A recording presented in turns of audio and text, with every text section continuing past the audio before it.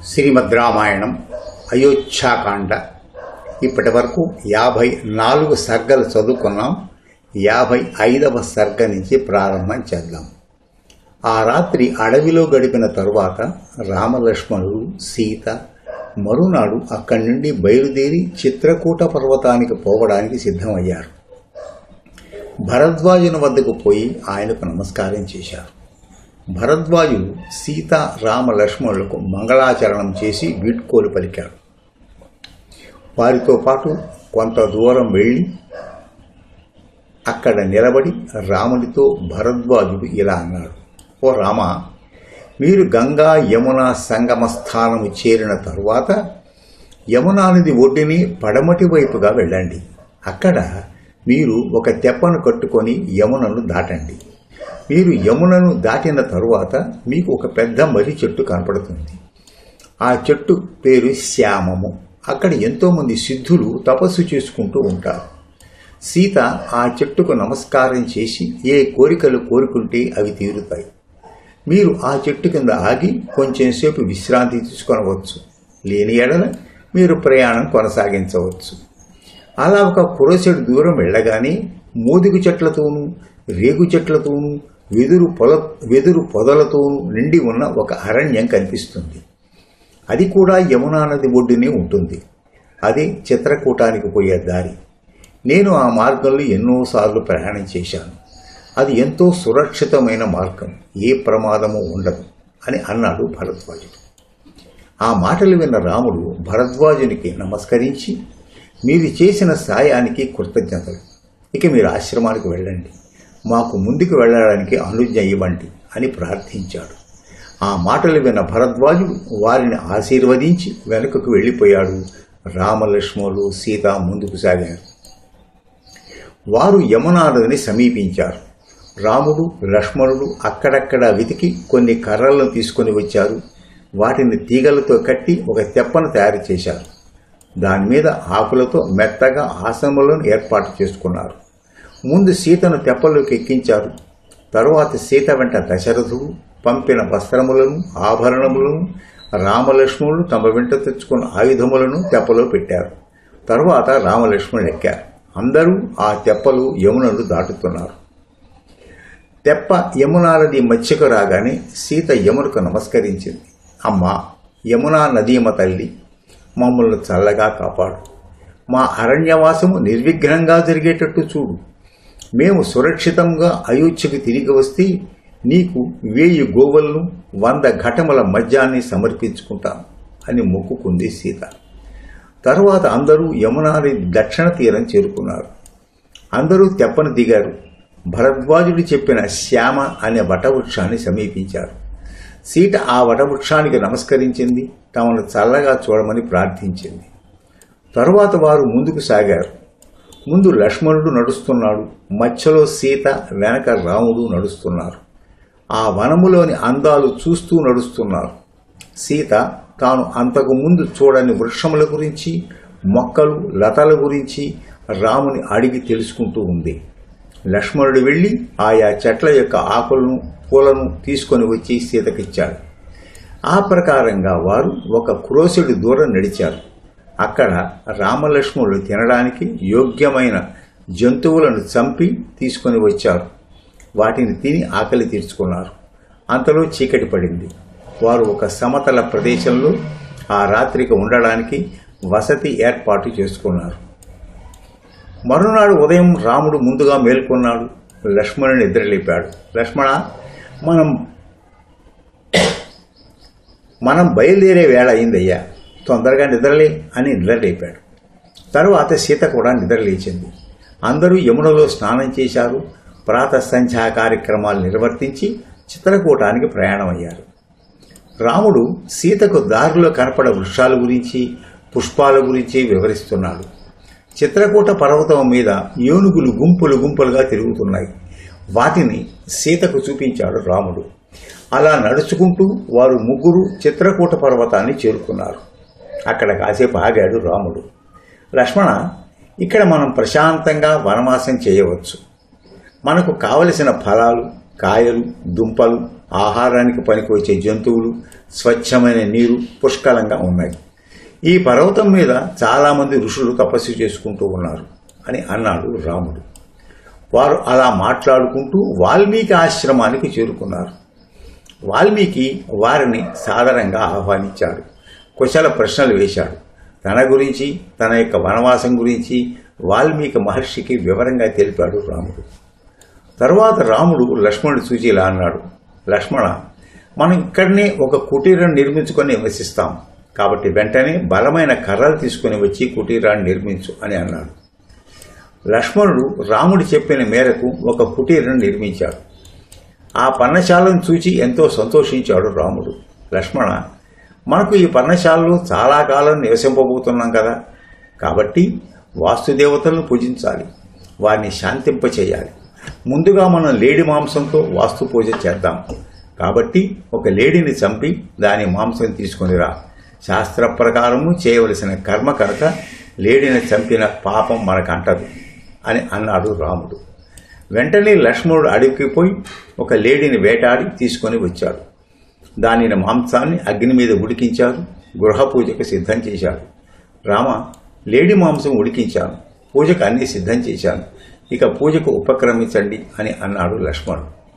రాముడు స్నానం చేసి శుచిగా వచ్చి కూర్చున్నాడు. వేదమంత్రాలను పఠిస్తూ గృహపూజ, వాస్తుదేవతా పూజను శాస్త్రోక్తంగా చేశాడు. దేవతలందరినీ పూజించాడు. సీతా సమేతంగా ఆ పర్ణశాలలో గృహప్రవేశం చేశాడు. రాముడు విశ్వేదేవతలకు, త్రిమూర్తులకు బలులు సమర్పించాడు. లక్ష్మణుడు పర్ణశాల లోపల వేదికలను, అగ్నిగృహాన్ని నిర్మించాడు. తర్వాత సీతారాములు అడవిలో లభించే ఫలములు, పుష్పములు, పక్వమైన మాంసము సేకరించి వాటితో భూత తృప్తి గావించారు. తర్వాత అందరూ ఆ పర్ణశాలలో ప్రవేశించారు. అప్పటి నుండి సీతారామ లక్ష్మణులు ఆ పర్ణశాలలో నివసిస్తున్నారు. అరణ్యాలు విహరిస్తూ ఫలములు, కాయలు, దుంపలు, తేనె మొదలగు తినే పదార్థాలు సేకరిస్తూ వాటిని తింటూ ఆహ్లాదంగా జీవితం గడుపుతున్నారు. గంగానది దాటడానికి రాముడు, సీత, లక్ష్మణుడు నావ ఎక్కిన తర్వాత నావ గంగానదిలో సాగిపోయింది. తర్వాత సుమంతుడు, గుహుడు చాలాసేపు రాముని వనవాసం గురించి మాట్లాడుకున్నారు. తర్వాత సుమంతుడు రథము తోలుకుంటూ అయోధ్యకు వెళ్ళాడు. గుహుడు తన మనుషుల ద్వారా రాముడు భరద్వాజాశ్రమం చేరుకున్నాడని తెలుసుకున్నాడు. సుమంతుడు తన రథాన్ని అయోధ్య వైపు తీసుకుని వెళ్తున్నాడు. మూడవ రోజు సాయంత్రానికి సుమంతుడు అయోధ్యకు చేరుకున్నాడు. అయోధ్య అంతా అంధకారబంధురంగా ఉంది. ఎవరి ఇంట్లోనూ దీపాలు వెలగడం లేదు. ఎప్పుడూ ఆనందోత్సాహాలతో కళకళలాడే అయోధ్య రాముని వియోగంతో విలవలలాడిపోతోందా అని బాధపడ్డాడు సుమంతుడు. సుమంతుడు నగర ప్రవేశం చేశాడు. రాముని రథాన్ని చూచి పౌరులు గుంపులు గుంపులుగా సుమంతుడిని వెంటపడ్డారు. రాముని ఎక్కడ వదిలి వచ్చావు అని ప్రశ్నల వర్షం కురిపిస్తున్నారు.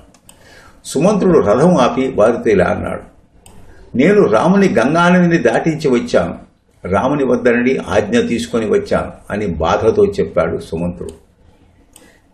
రాముడు వనవాసానికి వెళ్ళిపోయాడా, రాముడిక మా కనపడడా అనుకుంటూ వారు ఎవరి దారిన వాడు వెళ్ళారు. సుమంతుడు దశరథుని అంతఃపురానికి వెళ్ళాడు. అంతఃపురములోని స్త్రీలు రాముడు లేకుండా ఒంటరిగా వచ్చిన సుమంతుని చూచి విలపించారు. సుమంతుని చూచి దశరథుని భార్యలు తమలో తాము ఇలా అనుకుంటున్నారు. సుమంతుడు చూచిన కైసల్య, నా రాముడేడి అని అడిగితే ఈ సుమంతుడు కౌసల్యకు ఏమి సమాధానం చెప్తాడు? కొడుకు కోడలు తనను విడిచిపెట్టిపోయిన కౌసల్య కూడా ఇంకా జీవించి ఉంటుందా? ఏమో, ఆమె బతకడం చాలా కష్టం, ఏం జరుగుతుందో ఏమో అని తమలో తాము ఆందోళన చెందుతున్నారు. ఆ మాటలని వింటూ సుమంతుడు దశరథుని మందిరం వైపు వెడుతున్నాడు. సుమంతుడు దశరథుని చూచి రాముడు తనతో చెప్పమన్న మాటలు యథాతథంగా వినిపించాడు. రాముని మాటలు విన్న దశరథుడు మూర్ఛపోయాడు. అంతలో అంతఃపుర స్త్రీలు అందరూ వచ్చి ఆయనకు ఉపచారాలు చేశారు. ఇంతలో కౌసల్య, సుమిత్ర అక్కడికి వచ్చారు. దశరథుడు పట్టుకొని లేవదీశారు. దశరథులతో కౌసల్య ఇలా అంది, మహారాజా, రాముని అడవిలో వదిలిపెట్టి రామ సందేశాన్ని తీసుకుని వచ్చిన సుమంతులతో మాట్లాడరేమి మహారాజా? చేయవలసినంతా చేసి ఇప్పుడు మాట్లాడకుండా మౌనంగా ఉంటావెందుకు? ఎలాగైనా నీ మాటను నిలబెట్టుకున్నావు. ఆడి తప్పని వాడివి అని పేరు ప్రతిష్టలు గడించావు. సత్యవాక్ పరిపాలకుడవై పుణ్యం సంపాదించుకున్నావు. అది చాలులేండి, ఇక్కడ కైక లేదులేండి. మీరు భయపడిన అవసరం లేదు. నిర్భయంగా సుమంత్రితో మాట్లాడవచ్చు అని కౌసల్య పలికి ఆమెకు దుఃఖం ముంచుకురాగా కింద పడిపోయింది. కింద పడిపోయిన దశరథుని కౌసల్యను చూచి దశరథుని భార్యలు ఏడుస్తున్నారు. వారి దుఃఖానికి అంతులేదు. కొంచెం సేపటికి దశరథుడు తెప్పరిల్లాడు. సుమంత్రుడిని పిలిపించాడు. సుమంత్రుడు దశరథుని వద్దకు వెళ్ళాడు. దశరథుడు ఏదో దీర్ఘాలోచనలో ఉన్నాడు. తల ఎత్తి సుమంత్రుని చూచి దశరథుడు ఇలా అన్నాడు: సుమంత్ర, రాముడు ఎలా ఉన్నాడు? ఎక్కడ పడుకుంటున్నాడు? ఏమి తింటున్నాడు? సుమంత్ర: రాముడు ఎన్నడూ అడవుల్లో ఉండలేదే. ఇటువంటి కష్టాలు అతనికి తెలియవే. రాజభోజనములు ఆరగించి హంసతూలికా తల్పముల మీద శయనించే రాముడు అడవులు కందమూలాలు తింటూ కటిక నేల మీద ఎలా పడుకుంటున్నాడయ్యా? రాముడు ఎప్పుడు బయటికి వెళ్ళినా అతని వెంట రథాలు, కాల్బలము, ఏనుగులు వెంట ఉండేవి కదా. అవన్నీ లేకుండా అడవుల్లో ఎలా ఉంటున్నాడు? సీతారామ లక్ష్మణులు క్రూర జంతువులు, పాములు ఉన్న వనముల్లో ఎలా ఉంటున్నారో కదా. సుమంత్ర, సీతారాములు నీ రథము దిగి అడవులలో ఎలా ప్రవేశించారయ్యా? ఏది ఏమైనా నాకన్నా నువ్వే అదృష్టవంతుడివి. రాముడు అడవుల్లో ప్రవేశించే వరకు అతని వెన్నంటి ఉన్నావు. రాముడు, సీత, లక్ష్మణుడు నాతో ఏమని చెప్పమని చెప్పారా? వివరంగా చెప్పు అని అడిగాడు దశరథుడు. మహారాజా, రాముడు తమకు నమస్కరించి తమరితో ఇలా చెప్పమన్నాడు: సుమంత్ర, నా తండ్రికి నేను తల వంచి నమస్కారం చేశానని చెప్పు. అంతఃపురములోని అందరినీ వారు వీరు అనే భేదం లేకుండా పేరు పేరును అడిగినట్టు చెప్పు. నా తల్లి కౌసల్యకు నేను తల వంచి అభివాదం చేసినట్టు చెప్పు. నా మాటలుగా నా తల్లికి ఈ విధంగా చెప్పు: అమ్మా, నీవు ధర్మం తప్పకుండా అగ్ని కార్యాలు నిర్వర్తిస్తూ నా తండ్రి దశరథునికి ఏ కష్టమూ రాకుండా సేవలు చేస్తుండు. అమ్మా, నీవు పట్టపు రాణివి అని అహంకరించకుండా దశరథుని ఇతర భార్యలను కూడా ఆదరించు. నా తల్లి కైకను నా తండ్రి దశరథుని పట్ల అనుకూలంగా ఉండేటట్టు చెయ్యి. అమ్మా, భరతుడు నీ కుమారుడే అయినప్పటికీ అతనిని రాజుగానే గౌరవించు. అదే కదా రాజధర్మం. తల్లులందరి పట్ల ఆదరభావంతో ఉండమని నా మాటగా భరతుడికి చెప్పు. భరతునితో నా మాటగా ఇలా చెప్పు: భరత, నీ తండ్రి ఆజ్ఞ ప్రకారము నీవు అయోధ్యను పరిపాలించు. దశరథుడు వృద్ధుడైనాడు, అందుకని ఆయన మాటలను కూడా గౌరవిస్తూ రాజ్యపాలన సాగించు. భరత, నా తల్లి కౌసల్యను కూడా నీ తల్లి వల్లే ఆదరించు అని కౌసల్యకి చెప్పమని రాముడు నాతో చెప్పాడు. మహారాజా, లక్ష్మణుడు మాత్రము చాలా కోపంతో తమతో ఇలా చెప్పమన్నాడు: రాముడు ఏ నేరం చేశాడని రాజ్యము నుండి వెడలగొట్టారు? మహారాజు తన అధికారాన్ని మరిచి కైక మాటలకు లోబడి మమ్మల్ని అడవులకు పంపాడు. దానివల్ల మేము ఎన్నో బాధలు పడుతున్నాం. రాజ్యం మీద దురాశతో కానీ, లేక వరములు అడుగు మిష మీద కానీ, అన్న మాటను నిలబెట్టుకోవడం కోసం కానీ, కారణం ఏదైనా రాముని అడవులకు పంపడం దుష్కృత్యము. తాను మహారాజు అనే అహంకారంతో రాముని అడవులకు పంపాడే కాని వేరు కాదు. కనీసం ఇది మంచా లేక చెడా అని ఆలోచించకుండా రాముని అడవులకు పంపడం చాలా శోచనీయం. అందుకని నేను దశరథుని నా తండ్రిగా అంగీకరించడం లేదు. నాకు తల్లి, తండ్రి అన్న అన్ని రాముడే. ఎందుకంటే సకల జనులకు ఆరాధ్యుడైన రాముని విడిచిపెట్టిన వాడిని ఎవరు గౌరవిస్తారు?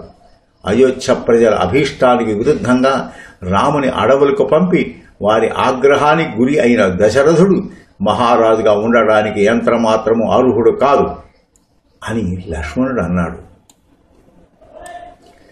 శోకరాశిగా నిలిచిన సీత మాత్రము నాతో ఏమీ చెప్పలేదు మహారాజా. రాముని చూస్తూ కన్నీటి సముద్రంలో మునిగిపోయింది, కానీ ఆ ఇల్లాలు ఎవరిని ఒక్క మాట కూడా అనలేదు. సుమంత్రుడు చెప్పిన మాటలను శ్రద్ధగా విన్నాడు దశరథుడు. సుమంత్ర, ఇంతేనా? వారింకేమీ అనలేదా? పోనీలే, తర్వాత ఏం జరిగింది వివరంగా చెప్పు అని అడిగాడు దశరథుడు. సుమంత్రుడు తర్వాత జరిగిన విషయాలు కూడా ఇలా చెప్పాడు. మహారాజా, రామలక్ష్మణులు తమ వెంట్రుకలు మర్రిపాలు పూసుకొని జడలు కట్టుకున్నారు. వారు గంగానదిని దాటి ప్రయాగ క్షేత్రం వైపు వెళ్లారు. లక్ష్మణుడు ముందు నడుస్తుంటే, సీత మధ్య నడుస్తుంటే, రాముడి వెనక నడుస్తూ వారు వెళ్లిపోయారు. నేను వారు వెళ్లిన వెనక చూస్తూ వారు కనుమరుగు కాగానే వెనకకు తిరిగి వచ్చాను. రాముడు తన మనసు మార్చుకొని వెనకకు వస్తాడేమో అని 3 రోజులు గుహుడు ఉన్న చోట గడిపారు. కానీ రాముడి తిరిగి రాలేదు. ఇక చేసేది లేక వెనకకు తిరిగి వచ్చాను. దారిలో ఉన్న ఉద్యానవనాలు కూడా రాముని వియోగానికి శోకిస్తున్నాయా అన్నట్టు వాడిపోయి ఉన్నాయి మహారాజా. నేను అయోధ్యలో ప్రవేశించగానే రాముడి కోసం అయోధ్య ప్రజలు విడిచే నిట్టూర్పులు వినపడ్డాయి. రాజవీధులు నిర్మానుష్యంగా ఉన్నాయి. మేడ మీద నిలబడి ఉన్న స్త్రీలు నేను రాముని లేని రథాన్ని తీసుకుని రావడం చూచి రోధించడం స్వయంగా చూచారు. రామునికి శత్రువులు కూడా రాముని వంటి శత్రువు మనకు దొరకడని దుఃఖించడం చూచారు అని అన్నాడు సుమంతుడు. ఆ మాటలు విన్న దశరథుడు సుమంతునితో ఇలా అన్నాడు, సుమంత్ర, నిజమేనయ్యా, కైక వరాలు కోరిందే తడవుగా నేను ఎవరిని సంప్రదించకుండా ఆ వరాలు ఇవ్వడం వల్ల ఎంతటి తీవ్ర పరిణామాలు వస్తాయో ఊహించకుండా ఆ వరాలు ఇచ్చేశాను. ఇది నేను చేసిన ఘోరమైన తప్పు. నేను వృద్ధులైన వారితో ఆలోచించి నిర్ణయం తీసుకుని ఉండాల్సింది. నా తొందరపాటుకు ఫలితం అనుభవిస్తున్నాను. నేను కాదు, అయోధ్య అంతా అనుభవిస్తూ ఉంది. దీనికి అంతటికీ కారణం నా కాముకత్వం. అదే నా వంశ నాశనానికి కారణమైంది. సుమంత్ర, నాకు సాయం చేస్తావా? నన్ను రాముని వద్దకు తీసుకుని వెడతావా? లేకపోతే నువ్వన్నా వెళ్ళి రాముని వెనకకు తీసుకొని వస్తావా? నా ఆజ్ఞను రాముడు పరిపాలించ అవసరం లేదని చెప్పి తీసుకునిరా. నీ మాట వినడనుకుంటే నాకు దారి చూపించు, నేనే వెళ్తాను. నేను వెంటనే నా రాముని చూడాలి. లేకపోతే నా దేహంలో ప్రాణాలు నిలవడం కష్టం. ఇలాగే ఇక్కడే ఉంటే నేను మరణించడం తథ్యం. నేను అనాథగా మరణించాను అన్న విషయం నా రాముడికి ఎలా తెలుస్తుంది? ఎవరు చెబుతారు? ఏమవుతుందో అంటూ బిగ్గరగా ఏడుస్తూ ఆసనం మీద పడిపోయాడు దశరథుడు. ఇంతలో కౌసల్య సుమంతుని చూచి ఇలా అంది, సుమంత్ర, నేను కూడా రాముని విడిచి ఒక్క క్షణం కూడా ఉండలేను. నన్ను కూడా రాముని వద్దకు తీసుకుని పో. నీవు నన్ను రాముని వద్దకు తీసుకుని పోతావా, లేక నన్ను యమలోకానికి పొమ్మంటావా? నువ్వే చెప్పు. రథాన్ని వెనక్కు మరొచ్చు అని ఆవేశంగా పలికింది కౌసల్య. అప్పుడు సుమంతుడు చేతులు జోడించేలా అన్నాడు, అమ్మా, మీరు శోకాన్ని వదిలిపెట్టండి. రాముడికి అడవుల్లో ఏ కష్టమూ రాదు. లక్ష్మణుడు రాముని పక్కన ఉండగా రామునికి ఏ లోటు రాదు. ఇంకా సీత కూడా ఇక్కడ ఉన్నట్టే అక్కడ కూడా ఉంది. ఏమాత్రం భయము బాధ పడడం లేదు. భర్తతో సంతోషంగా ఉంది.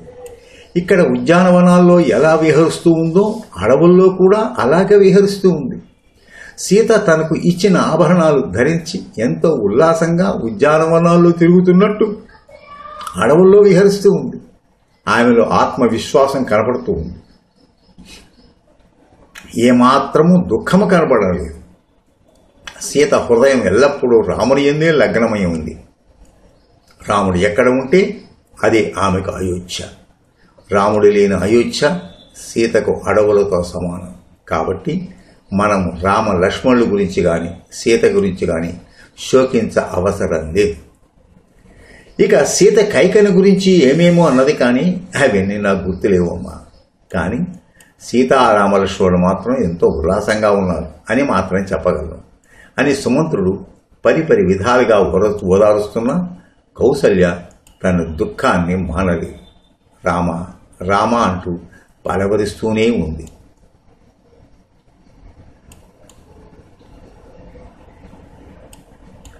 తరువాత కౌసల్య మహారాజు దశరథుని చూచిలా అంది, మహారాజా, తమరు దయగలవారని ముల్లోకాల్లో అనుకుంటూ ఉంటారు కదా, కానీ కన్నకుమారిని కోడల్ని ఎడ అలవుడికి పంపగలిగారు. మీ దయాగుణం ఏమైంది?